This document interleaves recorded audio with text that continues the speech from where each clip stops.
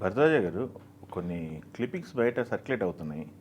బాలకృష్ణ గారికి సంబంధించిన private party జరిగిందని చెప్పేసి. అవును. అదేంటి దాని కథ ఏంటి? దాంట్లో చాలా విషయాలు మాట్లాడారంట. హీరోయిన్స్ ఎవరు, టాప్ హీరోయిన్స్, ప్రయారిటీ హీరోయిన్స్ అని చాలా పేర్లు వచ్చినాయని చెప్పేసి. అంటే ప్రైవేట్ పార్టీ అది. ఆ, ప్రైవేట్ పార్టీ వాళ్ళ కుటుంబ సభ్యులు అలాగే వాళ్ళ క్లోజ్ సర్కిల్లో కొంతమందిని ఎంపిక చేసి ఇన్వైట్ చేశారు అక్కడికి. అదేలేండి. సినిమా పర్సనాలిటీస్ కూడా ఉన్నారు అక్కడ. ఆ, తమన్ ఉన్నాడు. ఇప్పుడు నందమూరి తమనపేడిగా నందమూరి కుటుంబం, నారా కుటుంబం కలిశారని చెప్పేసి. అంటే తమన్కి ఒక రెఫరెన్స్ ఉంది. ఉమ్, ఆయన ఘంటసాల బలరామయ్య గారి మునిమనవడు. మానవుడు కదా. సో ఆ లింక్ కూడా ఉంది అక్కడ. ఘంటసాల బలరామయ్య గారి కుటుంబానికి ఆ రోజుల్లో నందమూరి తారక రామారావు గారికి ఉన్నటువంటి అనుబంధం. ఈ నేపథ్యంలో ఆయన నెమ్మదిగా ఇప్పుడు నందమూరి తమన్గా మారాడు మీరు అన్నట్టు. అలాగే గోపీచంద్ మలినేని ఉన్నాడు, అనిల్ రావిపూడి కూడా ఉన్నాడు. ఇవి మనకు వినిపిస్తున్నటువంటి సినిమా పేర్లు. ఓకే. దీంతోపాటు టోటల్గా వాళ్ళ ఫ్యామిలీ మెంబర్స్ అందరూ ఉన్నారు అక్కడ. పురంధేశ్వరి గారు కూడా ఉన్నారు.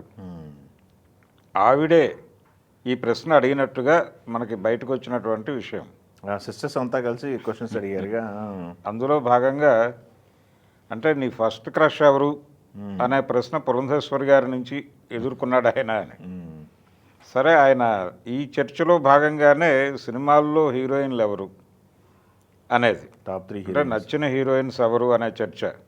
అంటే రమ్యకృష్ణ గారి పేరు, ఇలా రకరకాల పేర్లు వినిపించిన తర్వాత ఫైనల్గా ఆయన కంక్లూడ్ చేస్తూ విజయశాంతి పేరు ప్రస్తావించారు అనేది ఇప్పుడు బయట వైరల్గా మారినటువంటి విషయం. విజయశాంతి గారు ఫస్ట్ ప్రయారిటీ, అదే ఫస్ట్ మొదటి స్థానం. రమ్యకృష్ణ గారితో రెండోది, మూడోది ఇంకొకరి పేరు చెప్పారు. అయితే విజయశాంతి పేరు చెప్పడానికి ఒక రీజన్ ఉంది. విజయశాంతి గారితో వరుసగా సక్సెస్ వచ్చినాయి ఆ టైంలో.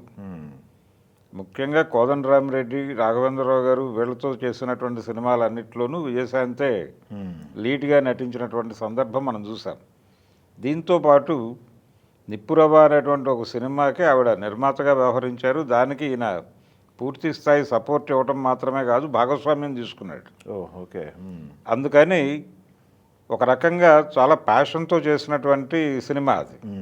అంటే ఒక హాలీవుడ్ లెవెల్ సినిమా ఒకటి తెలుగు ఆడియన్స్ ముందుకు తీసుకురావాలి అనే తాపత్రయంతో చేసినటువంటి సినిమా అది.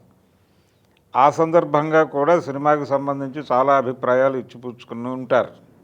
ఈ అనుబంధము, ఈ సక్సెస్ఫుల్ ట్రాక్, ఈ రికార్డులు, ఈ ప్రయాణం ఇవన్నీ గుర్తు చేసుకుని ఆయన విజయశాంతి పేరు ప్రస్తావించాడు. అలాగే సుహాసిని కూడా సక్సెస్ఫుల్ కెరియర్ ఉంది బాలకృష్ణతో.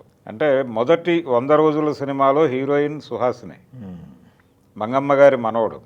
సో అదొక పేరు. ఇలా రకరకాల చర్చలు, కొంచెం టీజ్ చేయటము ఇవన్నీ నడిచినాయి. తమ్ముడు టీజ్ చేశారు. భువనేశ్వరి గారు, అంటే భువనేశ్వరి గారు ఆయనకి చెల్లెలు, 4 ఏళ్ళు చిన్న నేను అని కూడా చెప్పుకుంది ఆవిడ ఆ వీడియోల్లో. అవును.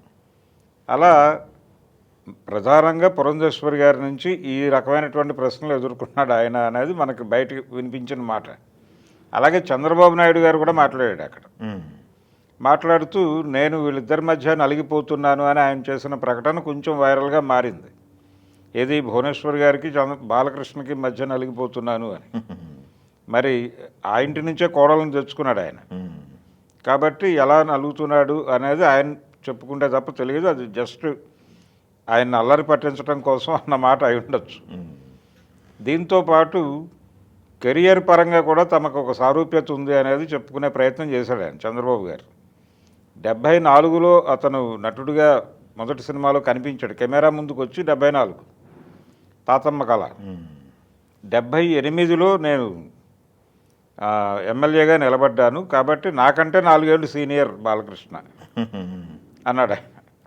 అలాగే రాజకీయ రంగంలోనూ, సేవా రంగంలోనూ, సినిమా రంగంలోనూ 3 ఏరియాల్లో బాలకృష్ణ తన ఉనికిని చాటుకుంటున్నాడు. ఎక్కడా డిస్టర్బెన్స్ లేకుండా మూడింటిని మేనేజ్ చేసుకుంటున్నాడు, సక్సెస్ఫుల్గా నడిపించగలుగుతున్నాడు. దీనికి సంబంధించి నిర్వహణాపరమైనటువంటి విషయాలు ఆయన దగ్గర నుంచి నేర్చుకోవాల్సి ఉంది అనేది కూడా ఎస్టాబ్లిష్ చేసే ప్రయత్నం జరిగింది అక్కడ. అది అందరూ చేశారు, కుటుంబ సభ్యులు అందరి వైపు నుంచి నడిచింది అది. ఓకే. అలా ఏ కెరియరు ఆయన కాదని అనలేదు, వదిలిపెట్టలేదు. ప్రతి చోట ఆయన ప్రజెన్స్ ఉంటోంది. ఇది ఒక డిస్కసివ్ పాయింట్గా మారింది అక్కడ. అలా ఆయన హ్యాట్రిక్ ఎమ్మెల్యే. అలాగే సినిమాలకు సంబంధించి ఆయన వరుస విజయాల్లో ఉన్నాడు. ఇప్పుడు వస్తున్నటువంటి లైనప్ కూడా అలాగే ఉంది. రెండోది వారసుని ప్రవేశపెడుతున్నాడు ఆయన. ఇలా చాలా ఇప్పుడు ఇంకా బాధ్యత పెరిగింది బాలకృష్ణకి. అవును. ఈ బాధ్యత పెరిగినటువంటి క్రమంలో ఈ పద్మభూషణ్ రావటం, ఈ గుర్తింపు లభించటం, దీని మీద అసలు ఈ పద్మభూషణ్ వచ్చిన సందర్భంగా వాళ్ళు ఫ్యామిలీ ఒకసారి ఆయన ఫెసిలిటేట్ చేయాలి అనుకున్నారు. గెట్ టుగెదర్ లాగా. అలా గెట్ టుగెదర్ ఏర్పాటు చేశారు. అది భువనేశ్వర్ గారి ఫామ్ హౌస్లోనే జరిగింది. కాబట్టి అందరూ ఉల్లాసంగా ఉత్సాహంగా రకరకాలుగా ఆయన టీజ్ చేశారు, అల్లరి పట్టించారు.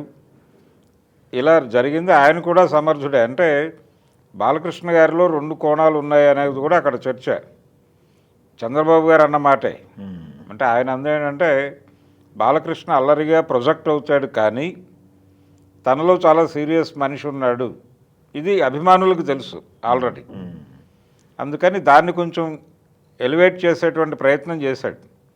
బాలకృష్ణ కనిపించే బాలకృష్ణ వేరు, లోపల బాలకృష్ణ వేరు, మాకు పర్సనల్గా తెలిసిన బాలకృష్ణ వేరు అనేది ఎస్టాబ్లిష్ చేసే ప్రయత్నం చేస్తూ, అలాగే ఎన్టీఆర్ వారసుడిగా ఆయన్ని బలంగా నిలబెట్టే ప్రయత్నం కూడా జరిగింది అక్కడ ఈ చర్చల్లో భాగంగా ఫ్యామిలీ వైపు నుంచి. ఇలా అన్ని విధాలుగా ఒక రకమైన అభినందన సభ వాళ్ళు ఇంటర్నల్గా జరుపుకున్నారు. మీడియాకి ప్రవేశం కూడా లేదు అక్కడ నిజానికి, కానీ వీడియోలు బయటకు వచ్చినాయి. కొన్ని వీడియోలు బయటకు వచ్చినాయి. వాటి మీద రకరకాల చర్చలు జరుగుతున్నాయి. అంటే వీళ్ళ పేర్లు ఎందుకు చెప్పారు, వాళ్ళ పేర్లు ఎందుకు చెప్పలేదు అనే చర్చ కూడా జరుగుతోంది. ఇందాక నేను చెప్పినట్టుగా ఫస్ట్ శతదినోత్సవ చిత్రంలో తనతో పేరుగా ఉన్నటువంటి సుహాసిని ప్రస్తావన ఏమిటి, అది కదా ప్రాముఖ్యత ఇవ్వాల్సింది అని ఆ అభిమానులు మాట్లాడేస్తున్నారు. విజయశాంతి పేరే ప్రముఖంగా చెప్పడం ఏమిటి, ఆ తర్వాత దొర్లిన పేర్లు ఏమిటి, ఇలా ప్రతి కోణంలోనూ చర్చలు జరిగిపోతున్నాయి. కాబట్టి ఇది ఒక ఇంట్రెస్టింగ్ ఈవెంట్గా మారింది. బాలకృష్ణ గారు ఏ ఈవెంట్ చేసినా అది వైరల్గా మారుతున్న సందర్భం. అందుకని దీనికి కూడా ఆ ప్రాధాన్యత 3 వైపుల నుంచి మొదలైంది. ఆయన ఏ ఏరియాల్లో అయితే బలంగా ఉన్నాడో, రాజకీయ, సేవా రంగం, సినిమా రంగం, ఈ 3 ఏరియాల్లోనూ ఈ వీడియోస్ వైరల్ అవుతున్నాయి.